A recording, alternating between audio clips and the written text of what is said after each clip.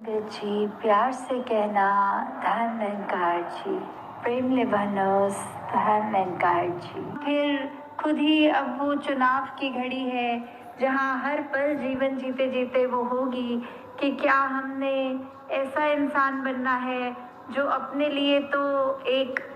खराब अपना जीवन कर ही रहा है, पर दूसरों को भी सिर्फ उनका सुख चैन छीन कर उनको भी दर्द बांट रहा है। या फिर एक ऐसा व्यक्ति बनना है जो जहाँ खुद तो मन में ये ठंडक, ये परमात्मा का दिया सब कुछ उसका शुक्राना कर रहा है, और साथ ही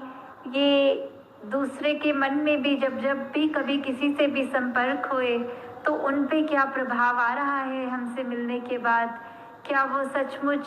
ये कह रहे हैं कि ये व्यक्ति जैसा तो जीवन हर एक का होना चाहिए, इस व्यक्ति को मिले चाहे पल दो पल ही मिले पर बहुत सुकून मिला। ये ऐसी बात आ जाती है कि हम जब खुद ही इस परमात्मा की इबादत में रंगे गए हैं, इसी का रंग हम पर चढ़ गया है, इसके गुण हम अपने मन में डाल लेंगे तो हम जितनी ज़्यादा कोशिश होती रहे उतने ज़्यादा इस जैसे बनेंगे, और जब इस जैसे बन गए तो हमारे दिल में कोई खोट नहीं रह जाएगी। तो दातार कृपा करे कि कैसे हमने अपने जीवन में सिर्फ इसी बात का ध्यान रखना है कि हमारा एक एक कदम जो हो इस जीवन का वो वैसा हो जो युगों युगों से संत बताते हैं कि एक असली जीवन जिया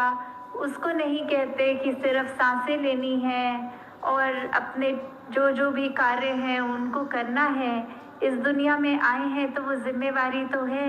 ये घर परिवार की भी जिम्मेवारी है, समाज की भी जिम्मेवारी है, अपने प्रति औरों के प्रति ये जो रिस्पॉन्सिबिलिटी है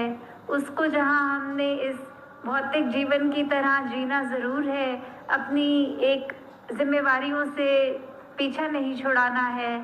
पर वहीं साथ ये बात समझाते हैं कि सबसे ज़रूरी बात तो ये है कि हमने अपनी आत्मा की पहचान उसको बतानी है कि परमात्मा का ही अंश है, और वो दात इस ब्रह्म ज्ञान की अपने जीवन में हम जितनी ज़्यादा उतारेंगे, जितना एहसास परमात्मा से अपना रिश्ता बना के रखेंगे,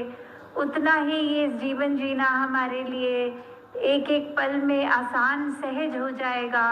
क्योंकि ये परमात्मा बहुत ही स्थिर है, ये समय के साथ बदलता नहीं, ये परिस्थितियों के साथ बदलता नहीं,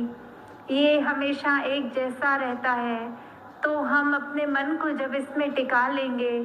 तो फिर संसार की कोई भी परिस्थिति हो, हमारा मन उस तरह उस परिस्थिति के साथ एक ज़्यादा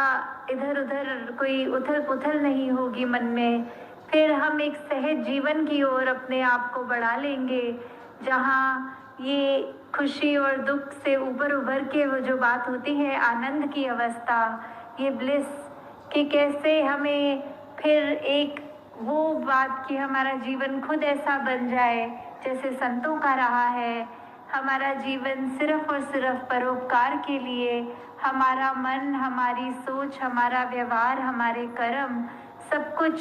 सिर्फ एक औरों के लिए, औरों के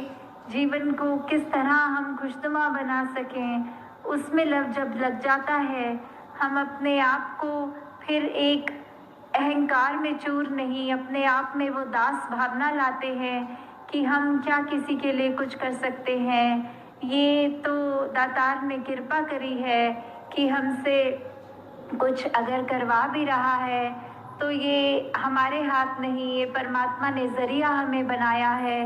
कि हम किसी के मुख पे थोड़ी सी भी हंसी ला सके। तो वही बात आ जाती है कि कैसे कभी कभी एक छोटी छोटी चीज़ें जो हम अपनी ज़िंदगी में अपने व्यवहार में जब बदल लेते हैं तो उससे हम अपने लिए भी एक ज़िंदगी बहुत सुखदायी वाली बात आ जाती है कि ये खुशी खुशी जीवन में एक वो राह बना लेते हैं जिसमें चाहे परिस्थितियां दुख वाली भी हों तो भी एक परमात्मा से हम शिकवा नहीं करते कि हमारी ज़िंदगी ऐसी क्यों बना दी, उस व्यक्ति को तो ये सब दिया ज़िंदगी में पर मुझे ये कुछ नहीं दिया। फिर तो जितना मिलता है उसी में शुक्राना निकलता है कि मालिक तूने इतना तो दिया, ये हो सकता है इससे ज़्यादा अगर मुझे देता था तो उसकी कदर में नहीं कर पाता, उसका उपयोग में अच्छे से नहीं कर पाता। तो जितना दिया है उसी में ये शुक्र की भाव, ये एक मन से एक जो थैंक्स निकलता है परमात्मा के लिए। जितना ज़्यादा हम वो करेंगे, जितना हम समझेंगे कि हमारे साथ परमात्मा कुछ भी ऐसा नहीं होने देगा जो हमारे लिए एक कल्याणकारी बात नहीं है, तो उतने ही जल्दी हम अपने मन को ये ठहराव दे सकेंगे। एक हम अपने जीवन को उस बहती हुई फ्लोट जैसे करते हैं हम पानी में कि चाहे कैसी भी लहरें हों, हम बस एक छोर से दूसरी छोर वो फ्लोट करते करते एक ऊपर से ही पानी के आ जाएंगे। जैसे ये परिस्थितियाँ तो एक कारपेट की तरह है, उसको अगर हम अपने कदमों के नीचे रखेंगे तो कैसी भी वो परिस्थिति हो, वो कारपेट कितना भी टेढ़ा मेढ़ा हो या किसी भी रंग का हो, कैसा भी रूप आकार हो, तो वो परिस्थितियाँ भी ऐसी अगर हम उनके ऊपर हैं उसको तवज्जो नहीं देंगे, उसको एक इतना अहम नहीं बनाएंगे तो ही ये जीवन आसान रहेगी। पर अगर हमने उसको अपने घर की छत बना लिया तो फिर हमें लगेगा कि सब कुछ परिस्थिति ही है, जैसे हैं अभी खुश हो जाएंगे, अभी कुछ ठीक नहीं हुआ तो इतने दुखी कि डिप्रेशन तक हमारे को ये डूब ले जाएगी। तो हमने किस तरह अपने आप को संभालना है उसका तो ये परमात्मा ने रास्ता हमको दिया हुआ है। बस हमारा अब ये कर्म होता है कि हमने कैसे अपने आप को वो संतों वाली मति, ये जो संतों की सोच है, उस सोच को अपना के अपने जीवन को निखारते हुए अपने जीवन को आगे से आगे बढ़ाना है। तो दासी और समय नहीं लेगी इन्हीं शब्दों के साथ कि आप सबका जीवन जिस तरह ये लगन के साथ चलता जा रहा है सेवा सिमरन सत्संग के प्रति, इस निरंकार के प्रति, तो आगे से आगे भी अपने जीवन को इसी राह पे रखते हुए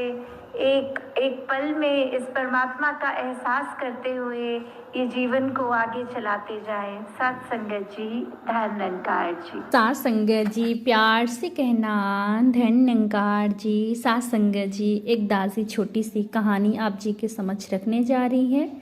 दासी से जो भी भूल चूक हो बख्श लेना जी। सात संगत जी, एक व्यक्ति का बड़ा अच्छा 2 मंजिला मकान था। पास ही में किसी की एक झोपड़ी, छोटी सी झोपड़ी थी। सात संगत जी, उस मकान की छाँव उस झोपड़ी पर पड़ती थी। सात संगत जी, जिसकी छाया में वह पड़ोसी अपनी गाय आदि बांधता था। सात संगत जी, मकान वाला व्यक्ति सोचता था कि मैंने मकान बनाने में इतनी माया लगाई है सात संगत जी, और इस मकान की छाया का आनंद मेरा पड़ोसी ले रहा है। सात संगत जी, एक दिन क्रोध में आकर उस व्यक्ति ने अपने मकान की वह दीवार ही गिरा दिया जिस